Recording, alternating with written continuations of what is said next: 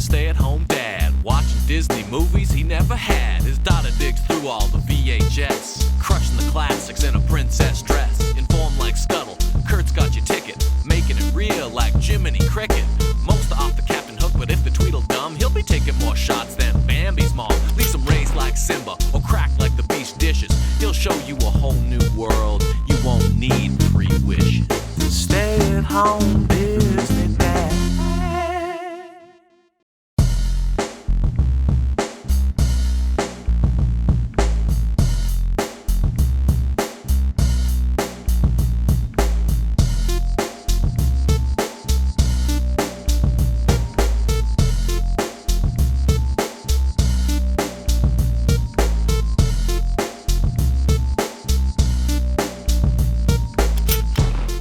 One of the final 2 DVDs we have left in the bucket. Felt like a good summer day to watch some classic cartoons. The whir of the DVD is getting almost as warm to me for feelings as like the clunk of a VHS tape. It's been that long. I could skip all the ads, so I do. Disney DVD logo, not something I'm used to seeing. It also brings me joy.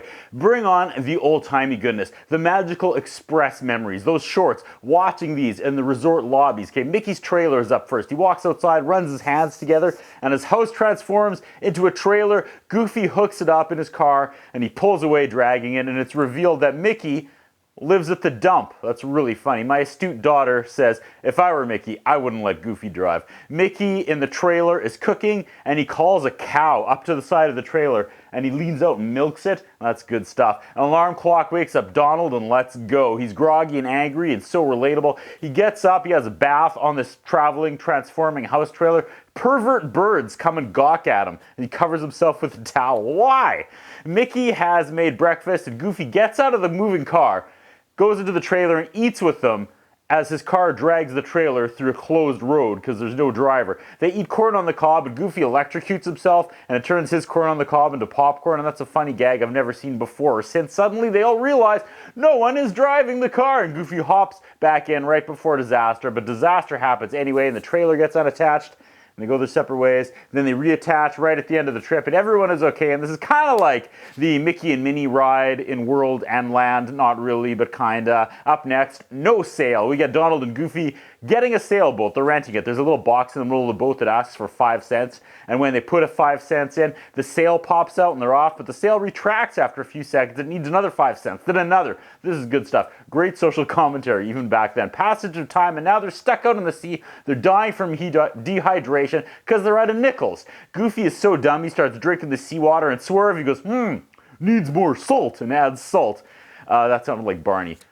I'm loving this, man. Disheveled Donald is also awesome. A giant boat floats by, doesn't rescue them. They catch a fish, they fight over it. A pelican grabs it. A shark comes, the 2 sharks, and Donald almost dies 100 times. Animation of these sharks is wonderful. Lots of love this week. I love this, man. Goofy drops Donald in, beak first, into the coin slot, and the sail pops out, and they sail back to land. Okay. Next, Donald Duck in Good Scouts. Donald Duck is leading the Boy Scouts with Huey, Dewey, and Louie. Is this old enough where Donald is the asshole, or is it reversed? I can't remember who the assholes are in the old ones. I just remember in the 90s, it flipped.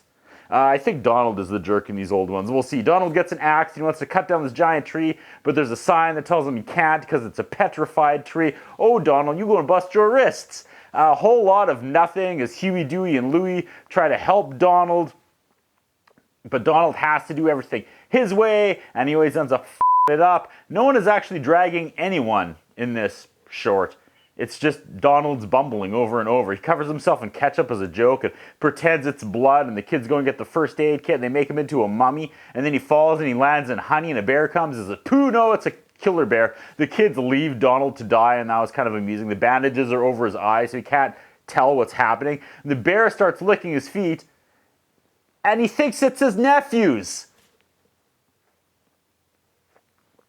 Like, he can't see and he thinks, like, why the f*** would he think his nephews are licking his feet? It doesn't matter. Donald escapes and lands on a geyser and explodes him, launches him back up into the sky, up near the bear who's on a ledge and keeps taking a swipe at him and misses him. The kids try to block the geyser with small boulders, but it just shoots the boulder up and hits Donald in the butt, and that's funny. So they roll this giant one, and then it shoots that up, and then him and the bear end up chasing each other on this rolling boulder atop a geyser. Great visual. The end. Goofy in Hello Aloha. I think we may have done this one already. Whatever. We start with a voiceover about how great the city is. Goofy's suffering through the 9-to-5 rat race as the boss yells at him. He's dreaming of escape. He's dreaming of vacation.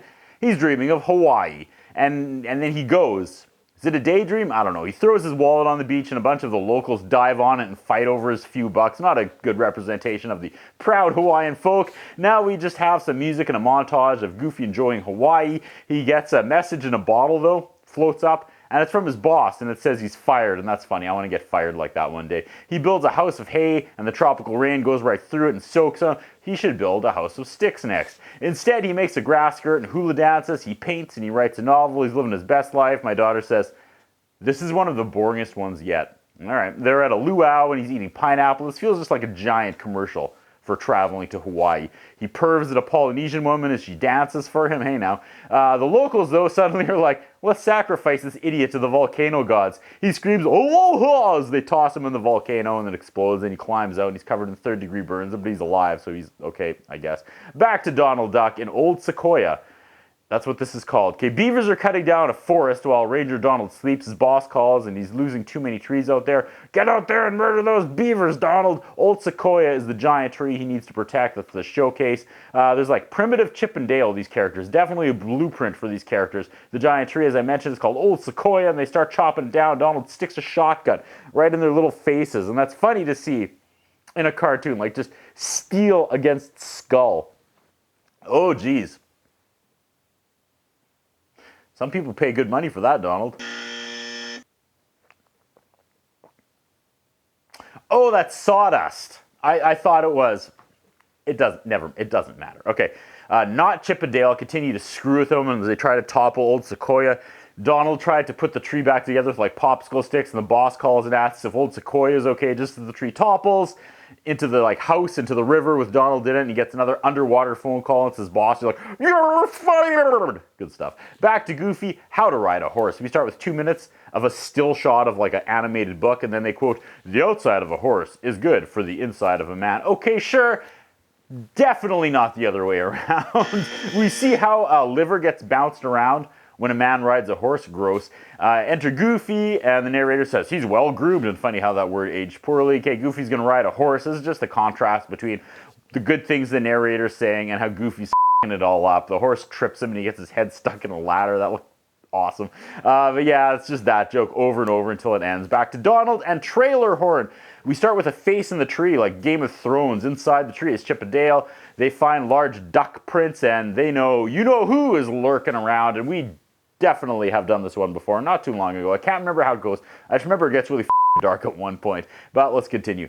Fast forward. Last one, Goofy. He gets the main event. 2 weeks vacation, and we're back to the voiceover and how it sucks working for a living. Goofy is daydreaming about his vacation, and it's finally here. He speeds away on the open road, but immediately gets stuck in a traffic jam. Okay, this is going to be another one where the voiceover makes everything sound like it's going great, but the visuals we are looking at tell a different story. His car breaks down, and the garage says they'll need to replace everything before he can get back on the road. Goofy fixes himself, and he's back on the road. He tries to pick up a hitchhiker, and the hitchhiker looks at his car and goes, nah, and that was funny. I've never seen that before. He keeps trying to pass some hole hauling a camper and taking up the whole road, and yeah, that's what it's like. He needs to stop, and there's no vacancy anywhere. He runs out of gas. Terrifying moment, though, where he's staying in this little cabin, and the train comes right at it and then turns right at the end. Now he's in oncoming traffic driving. The brights are burning his eyes like the high beams. He still can't pass that hole hauling the camper. Finally, he gets privacy and relaxation and meal service because he's in jail. And that's how it ends. And that's how the whole DVD ends. Awesome. That's what I think about. What do you think? What we have is a concern about Curtis Anderson. His interviewing style is not the best. His personal appearance is not the best. I was wondering if the man has some kind of a hold over the channel that he's allowed to be employed for so long with the standards of journalism and personal appearance that he has. Thank you. Okay, Macy.